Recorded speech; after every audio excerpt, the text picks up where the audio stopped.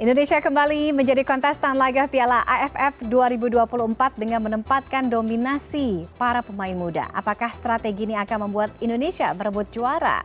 Bergabung Sumarji, manajer Timnas Indonesia. Selamat siang Pak Sumarji. Ya, selamat siang. Assalamualaikum. Waalaikumsalam warahmatullahi wabarakatuh. Pak Sumarji, dominasi pemain muda di Piala AFF 2024 kali ini relatif di bawah usia 21 tahun ya. Apa alasannya termasuk dengan menghadirkan pemain-pemain dari Liga 2? Ya, baik. Jadi begini. Memang kita dalam pemanggilan timnas yang yang akan dipakai untuk AFF Mitsubishi di tahun ini ya. Jadi memang sudah kita rencanakan dari jauh-jauh hari, kita akan menurunkan skuad dengan usia yang memang semuanya rata-rata muda dari umur 22 tahun ke bawah. Ini tujuan yang pertama adalah kaitannya dengan regenerasi. Ya, sekali lagi ini kaitannya dengan regenerasi. Dengan adanya regenerasi ini ke depan kita sudah mempunyai pemain-pemain muda yang memang siap untuk memperkuat, melapis timnas senior. Ini harapan yang pertama. Terus yang kedua, memang kan kaitannya dengan pemain-pemain muda kita ini kan memang harus diberikan jam terbang untuk bisa bertanding dan bermain di internasional, menghadapi negara lain. Sehingga dari tekanan semua hal itu bisa betul-betul dirasakan oleh para pemain, dan pemain secara mental itu bisa dan mampu menghadapi situasi yang ya boleh dikatakan dengan tekanan yang tinggi. Jadi sebenarnya pada intinya adalah kaitannya dengan soal regenerasi untuk timnas senior, seperti itu. Oke, Pak Sumarji, ada beberapa nama di Piala AFF 2024 ini yang juga kemarin bermain di Piala atau kualifikasi Piala Dunia 2024. Ya. Ada Jenner, ada Strike, kemudian ada juga Hubner. Kemudian pertanyaannya, AFF ini kan belum masuk dalam kalender FIFA. Nah, apakah dengan kehadiran para pemain ini, beberapa nama pemain ini sudah mendapatkan izin dari klubnya untuk bisa bermain di AFF? Ya, jadi gini, kaitannya dengan pemanggilan pemain yang saat sekarang ini bermain di luar ya, baik Justin, kan ada beberapa itu, ada Justin, ada Ivar, terus ada Rafa, ada Marcelino, ada si Arhan, terus ada yang terakhir ada Asnawi. Jadi pemain-pemain ini memang kita panggil. Namun sampai dengan saat sekarang ini kan kita masih berkomunikasi dengan klub-klub yang saat sekarang ini berada di luar, untuk khusus para pemain yang saat sekarang ini kita panggil untuk bisa bergabung. Tetapi memang ada beberapa yang menawarkan beberapa opsi, contoh misalkan tidak bisa bergabung di tanggal 5 sampai dengan selesai, ada yang menawarkan opsi bergabung ketika nanti di semifinal atau final. Nah, semua ini tetap semuanya semua tetap kita tampung, sehingga ketika nanti kita betul-betul membutuhkan, mereka klub-klubnya semua sudah memberikan respon untuk bisa mengirim atau melepas pemain. Sehingga sekarang ini yang saya kedepankan adalah bagaimana kita memberikan saling mengkomunikasi dan koordinasi berkaitan dengan soal kehadiran pemain ketika itu betul-betul dibutuhkan. Walaupun sebenarnya kan memang ketika TC mereka harusnya bisa datang, tapi kan kembali lagi kita juga harus tahu bahwa kondisi klub di masing-masing ini juga harus menyesuaikan dengan kalender kan. Nah, itulah yang menjadikan kami harus bisa berkomunikasi dan juga harus bisa ya sama-sama enak lah gitu, tidak saling merugikan. Intinya seperti itu.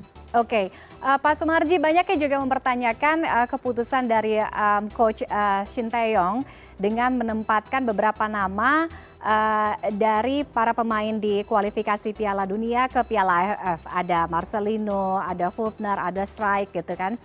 Kita tahu bahwa Indonesia saat ini sedang fokus dan punya peluang yang cukup besar untuk lolos di kualifikasi Piala Dunia.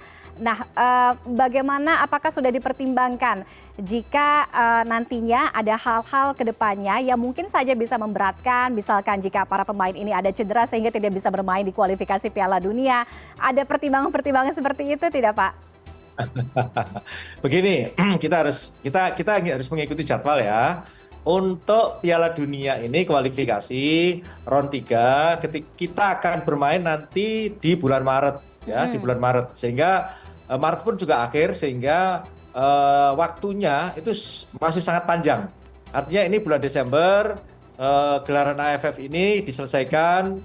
Nah, nanti ketika kita kualifikasi Piala Dunia ini kan masih menyisakan waktu 3 bulan. Sehingga jeda waktu yang sangat panjang inilah yang menjadikan pertimbangan kita memanggil pemain-pemain yang saat sekarang ini bermain di luar. Sebenarnya seperti itu. Oke. Ini yang juga menjadi pertanyaan. Kita saat ini sedang fokus di kualifikasi Piala Dunia. Apa sebenarnya target kita, skuad Garuda kita Indonesia di Piala AFF kali ini? Kita tahu walaupun beberapa para pemainnya juga diambil dari para pemain di kualifikasi Piala Dunia, tapi ada juga beberapa pemain yang sebenarnya belum bermain untuk level senior. Nah, target Indonesia di AFF kali ini apa sih sebenarnya, Pak? Gitu. Apakah betul banyak yang bertanya Indonesia sebenarnya nggak terlalu ngoyo untuk AFF kali ini gitu, Pak? Ya, terima kasih. Ini pertanyaan yang bagus ini. Jadi saya juga banyak ditanya sama teman-teman. Ini sebenarnya apa sih targetnya gitu? Ya, gini ya. Sekali lagi, saya sudah menjalankan sesuai apa yang menjadi instruksi dari Ketua Umum dan juga teman-teman Exco.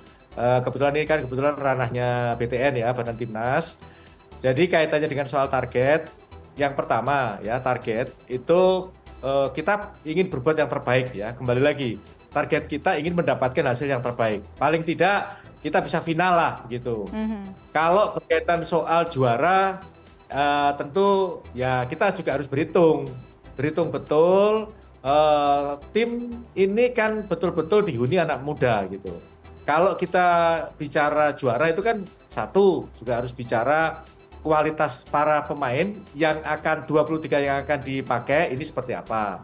Terus yang kedua, kaitannya dengan statistik para pemain juga seperti apa. Tentu ini kan juga tidak bisa kita pungkiri, kalau sepak bola itu kan hitung-hitungannya kan pasti itu.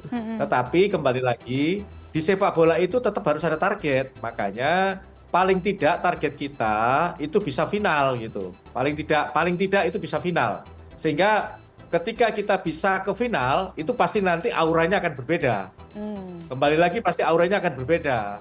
Jadi kalau misalkan kita nanti bisa juara, ya itu sangat alhamdulillah gitu ya. Karena memang jujur saja kami ini sebenarnya secara keseluruhan ingin turut berpartisipasi sebaik-baiknya di AFF ini. Karena apa? Karena kita tahu bahwa supporter paling top itu adalah dari negara kita. Sehingga kalau kita tidak mempersiapkan itu atau tidak berpartisipasi dengan sungguh-sungguh kan juga nanti hasilnya kurang baik. Kembali lagi, tetapi untuk bisa meraih sesuatu di sepak bola itu pasti satu, itu tadi kaitannya dengan siapa pemainnya, terus statistiknya seperti apa. Itu pasti akan menghasilkan sesuatu ini sesuai atau tidak gitu.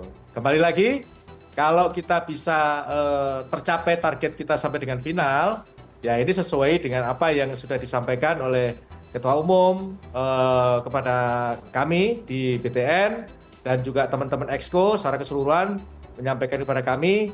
Tentu ini akan kita laksanakan sebaik-baiknya amanah ini, ya mudah-mudahan semuanya akan bisa mendapatkan sesuai dengan apa yang diharapkan. Kembali lagi, kalau itu misalkan nanti kita bisa final, ya pasti auranya pasti berbeda.